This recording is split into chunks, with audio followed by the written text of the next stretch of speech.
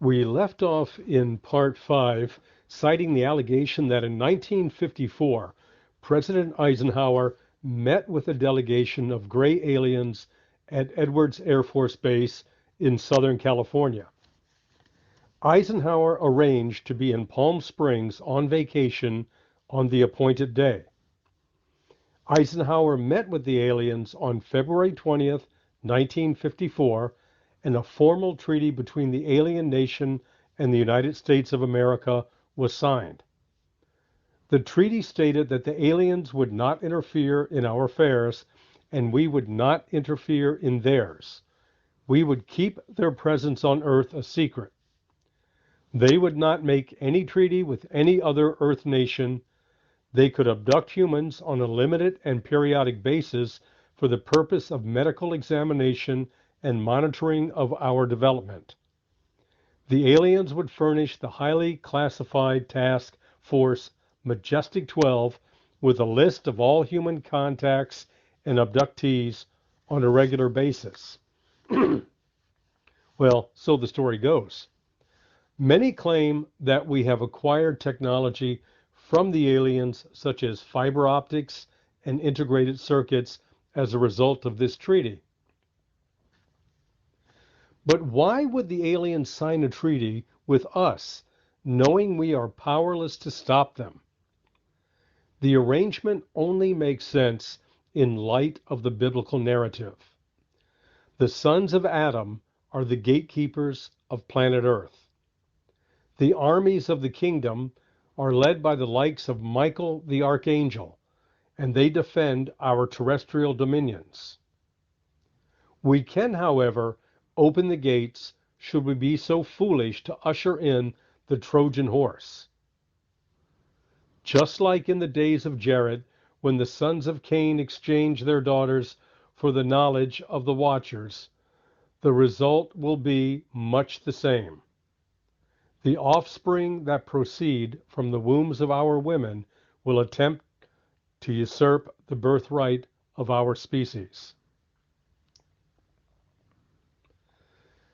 The purpose of the aliens is not to deceive us or to save us or to destroy us, but to become us. That is, to create the alien-human hybrid who can blend seamlessly into our society and ultimately supplant us.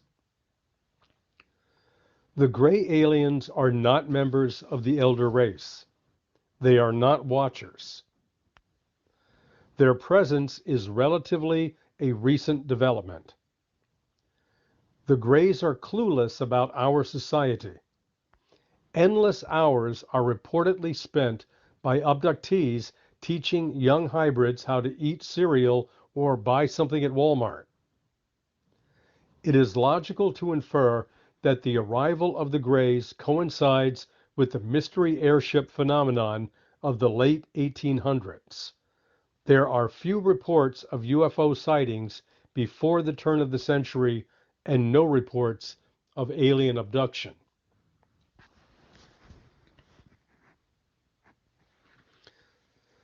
The turn of the 20th century was distinguished by an unprecedented acceleration of knowledge that expedited the advancement of many transformative technologies.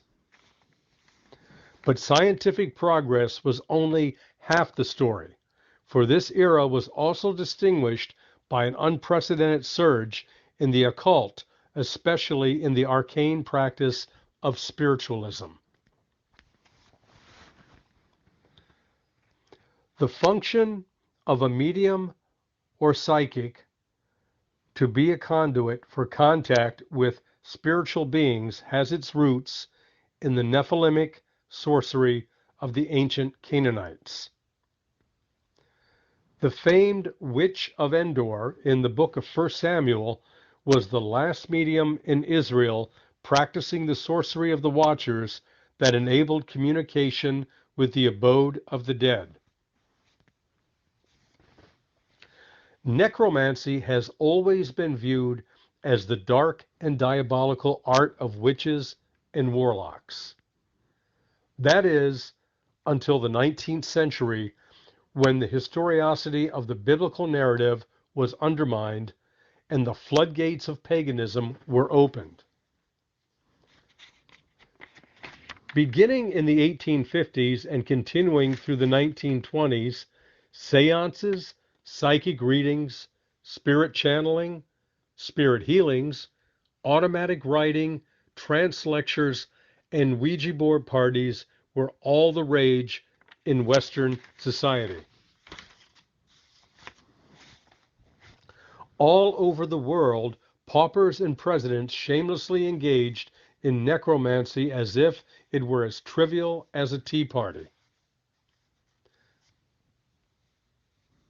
Lincoln attended seances in the White House conducted by his wife, Mary Todd. It's worth noting here that, as an aside, the occultist turned Christian John Todd claims that the Collins family brought European witchcraft to America, and some branches of that family changed their surname to Todd. Spiritualism amassed a huge audience.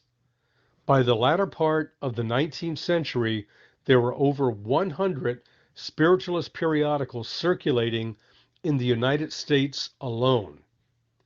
Newspaper reports confirmed that nearly 800 American cities and towns were routinely hosting spiritualist gatherings. At the height of the movement, it was estimated that 8 to 10 million people were practicing some form of the occult in the United States and Europe. Psychic parlors were as common as barbershops. For many people living at the turn of the century, attending a spiritualist gathering to commune with the dead was as natural as going to church on Sunday morning. It was precisely during this period of time that the mystery airships began to appear, and the aliens, we may assume, began to identify the best candidates for the breeding program. It could be they were looking for individuals whose psychic faculties were more highly developed, allowing for easy telepathic control. It is also possible they were selecting for a specific genetic marker associated with psychic sensitivity inherent in certain family lines. The synchronicity of the mystery airship phenomenon with the sudden upsurge in occult activity is highly intriguing. Were the Greys somehow responsible for the rise of spiritualism in the late 1800s? Or were they drawn to the planet because of it? Is it possible that the collective practice of Canaanite necromancy by millions of people around the globe authorized or even invited their incursion into our realm? It is reasonable to assume that the Greys made use of the psychics and are still making use of them to this day to dragnet the populace for potential abductees. Both good and fallen angels probably travel in spacecraft that is engineered and built. They come from the same civilization and are members of the same race.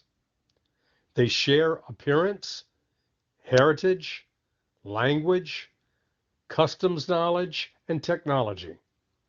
A flying saucer is no more good or evil than your Ford truck.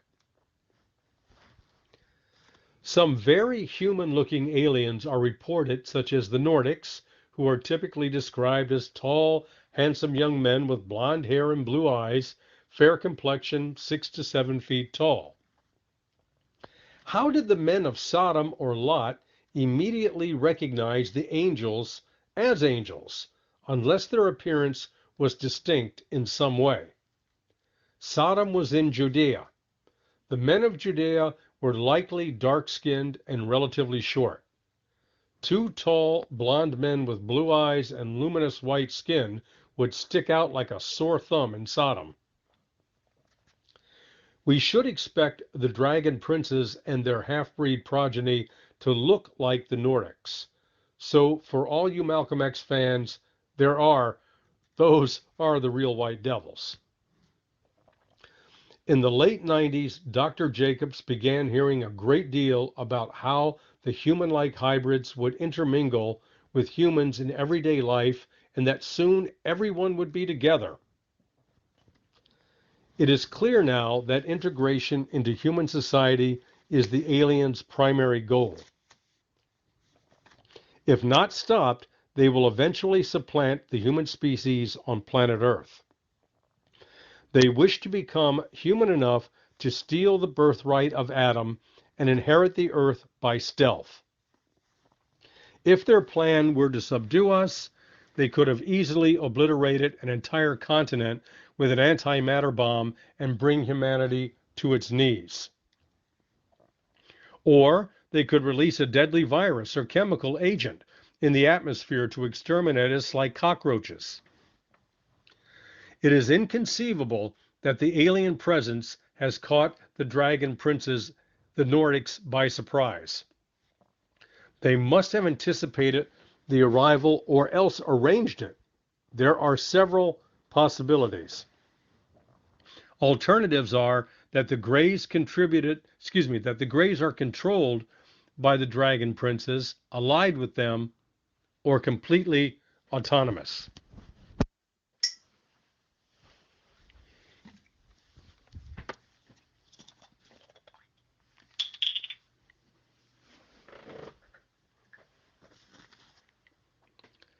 They will be able to install hybrids into the highest echelons of government in every nation on Earth. The powerful telepathic capabilities of these Manchurian candidates will enable them to rise through the political ranks with ease. Once they are all in position, they will coordinate the formulation of the final world empire in anticipation of the beast. When Apollo is revealed, all authority will be consolidated into his hands.